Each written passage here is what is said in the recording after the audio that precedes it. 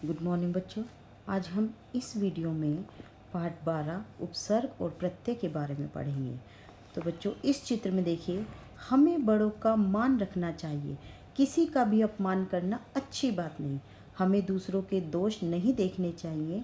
राम निर्दोष है, उसने चोरी नहीं की। प्रथम वाक्य में रंगीन शब्द मान का अर्थ है इज्जत, लेकिन दूसरे वाक्य में रंगीन शब्द अपमान का अर्थ है बेइज्जती। इसी प्रकार तीसरे वाक्य में रंगीन शब्द दोष का अर्थ है बुराई। चौथे वाक्य में निर्दोष का अर्थ है बेगुनाह, यानी जिसने गलती नहीं की है। उपयुक्त शब्दों में हमने देखा कि अप और निर शब्दांश के जुड़ने से मान और दोष शब्दों के अर्थ में परिवर्तन आ गया है। तो शब्दों के पहले जुड़कर उनके अर्थ में परिवर्तन लाने वाले ये शब्द उपसर्ग हैं।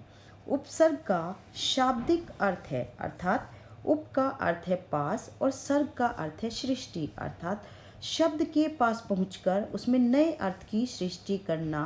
अतः हम कह सकते हैं कि जो शब्दांश शब्दों के पहले जुड़कर उनके अर्थ में परिवर्तन या विशेषता ला देते हैं वे उपसर्ग कहलाते हैं। हिंदी में मुख्यतः 4 प्रकार के उपसर्ग प्रयोग में लाए जाते हैं।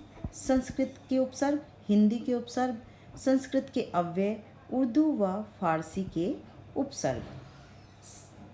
संस्कृत के उपसर्ग जैसे अ उपसर्ग, अ का अर्थ है अभाव अर्थात निषेध।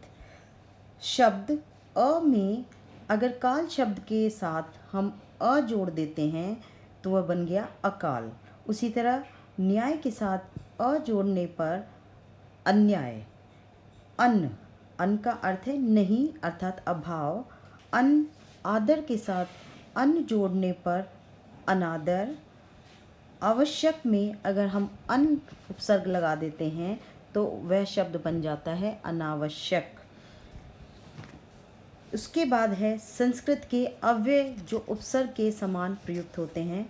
अव्यय शब्द है अध, अध का अर्थ है नीच, और गति के साथ अगर हम इस उपसर्ग का प्रयोग करते हैं तो शब्द बन जाता है अधोगति। कु, कु का अर्थ है बुरा, और पात्र से पहले अगर हम इस उपसर्ग का प्रयोग करते हैं तो शब्द बन जाता है कुपात्र, अर्थात उसका अर्थ ही बदल जाता है। उर्दू के उपसर्ग कम, कम का अर्थ है थोड़ा। कमज़ोर, कम अकल, कम सिन। उपसर्ग खुश, खुश का अर्थ है अच्छा, खुशबू, खुशखबरी, खुश नसीब। गैर, जिसका अर्थ है भिन्न या अलग। गैर जिम्मेदार, गैर कानूनी, गैर हाजिर। दर, दर का अर्थ है में के अर्थ में यह प्रयोग किया जाता है। दर मियान, मियान से पहले दर उपसर्ग का प्रयोग करने पर उसका अर्थ बदल जाता है। दर असल, दर किनार। हम अर्थात साथ, हम सफ़र, हम उम्र, हम दर्द। हर, हर का प्रयोग सभी के लिए किया जाता है। हर एक, हर साल, हर तरफ। उपसर्ग की तरह प्रयुक्त होने वाले संस्कृत के अव्यय।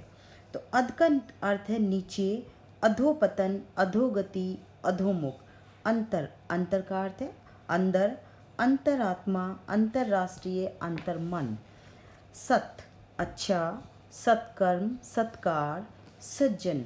सह, सह का अर्थ है साथ, सहयोग, सहपाठी, सहचर।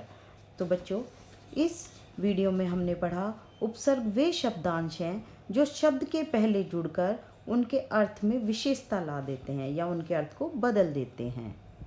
तो उपसर्ग की 2 विशेषताएं हैं, इनका अपना कोई अर्थ नहीं होता, इसलिए इन्हें स्वतंत्र रूप से प्रयोग नहीं किया जा सकता। ये अन्य शब्दों से पूर्व जुड़कर उनका अर्थ बदल देते हैं। तो बच्चों, अगले वीडियो में हम प्रत्यय के बारे में पढ़ेंगे। धन्यवाद।